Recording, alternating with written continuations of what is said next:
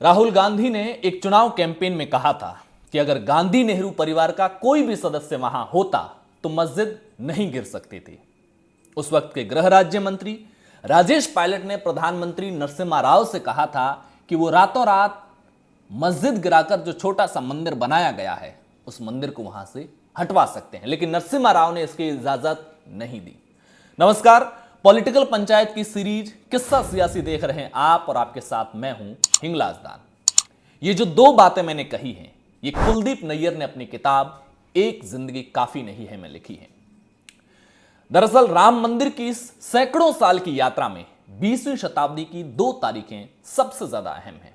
पहली 23 दिसंबर 1949, जिस रात मस्जिद में ही मूर्तियां प्रकट होने का दावा किया जाता है और उस समय उत्तर प्रदेश के मुख्यमंत्री थे गोविंद वल्लभ पंत, जिनकी मूर्तियां रखने वालों के प्रति सहानुभूति थी।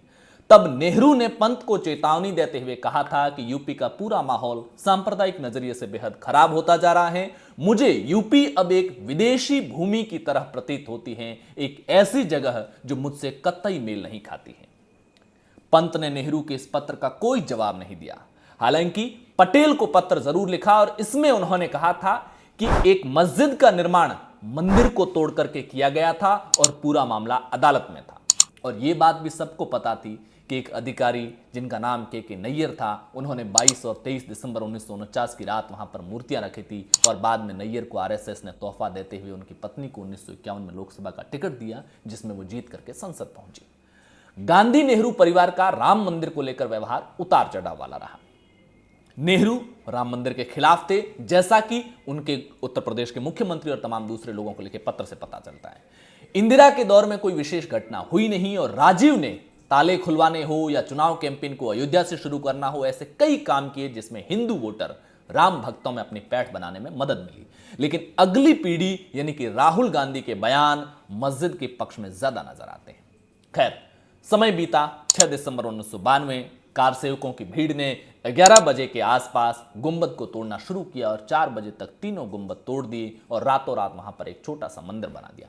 ऐसे में यह जानना जरूरी है कि गुंबद के टूटने और अस्थायी मंदिर बनने के बाद क्या रवैया था उस वक्त की यूपी की सरकार का, यूपी के मुख्यमंत्री कल्याण सिंह का, देश के प्रधानमंत्री नरसिम्हा राव का, केंद्रीय गृह मंत्री शंकरराव चौहान का और गृह राज्य मंत्री राजेश पायलट का।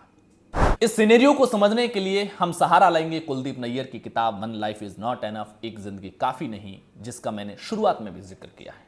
कुलदीप नैयर के मुताबिक इस विध्वंस में नरसिम्हा राव की मिली भगत थी।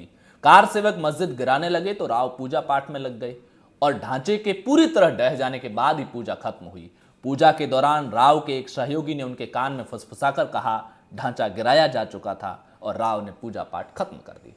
हालांकि बाद में वो पत्रकारों के बीच में कहते रहे कि कल्याण सिंह ने उनको धोखे में रखा था।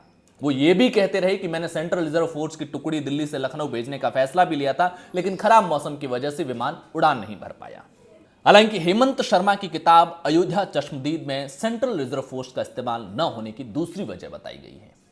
6 दिसंबर का दिन था, सर्दियां थी। दिन के समय जब बाबरी का ढांचा गिराया जा रहा था उस समय मुख्यमंत्री कल्याण सिंह लखनऊ में मुख्यमंत्री आवास पर धूप सेक रहे थे।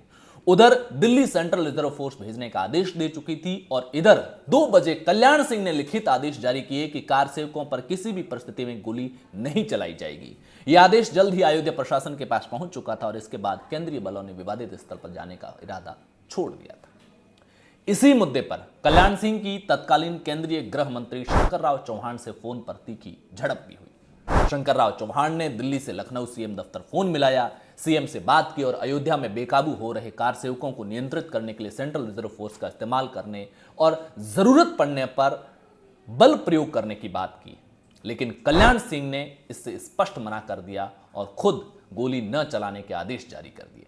शाम तक जब तीनों गुंबद ढाए जा चुके थे तो कल्याण सिंह ने एक लाइन का सीएम पद से इस्तीफा लिखकर इस्तीफा दे दिया। हालांकि विधानसभा भंग करने की सिफारिश नहीं की। शाम में जब दिल्ली में कैबिनेट की बैठक हुई तो केंद्र सरकार के फैसले से यूपी में विधानसभा भंग कर राष्ट्रपति शासन लागू किया गया। बहरहाल सरकार के सामने चुनौती सिर्फ ये नहीं थी कि गुंबद ढाए जा चुके थे, चुनौती ये थी कि वहां एक अस्थायी मंदिर भी बन चुका है। उस पर क्या फैसला लिया जाए। कुलदीप नैयर की किताब के मुताबिक उस वक्त के केंद्रीय गृह राज्य मंत्री राजेश पायलट ने प्रधानमंत्री नरसिम्हा राव से कहा था कि वो शासन प्रशासन का इस्तेमाल कर रातों रात इस राम मंदिर को वहां से हटवा सकते हैं, लेकिन राव ने इसकी अनुमति नहीं दी। राजेश पायलट जो राजस्थान और पूरे देश की सियासत में एक बड़ा नाम रहे थे, उनके बेटे सचिन पायलट राजस्थान कांग्रेस के प्रदेश अध्यक्ष भी रहे और अशोक गहलोत के मुख्यमंत्री रहते हुए वह राजस्थान के डिप्टी सीएम भी रहे।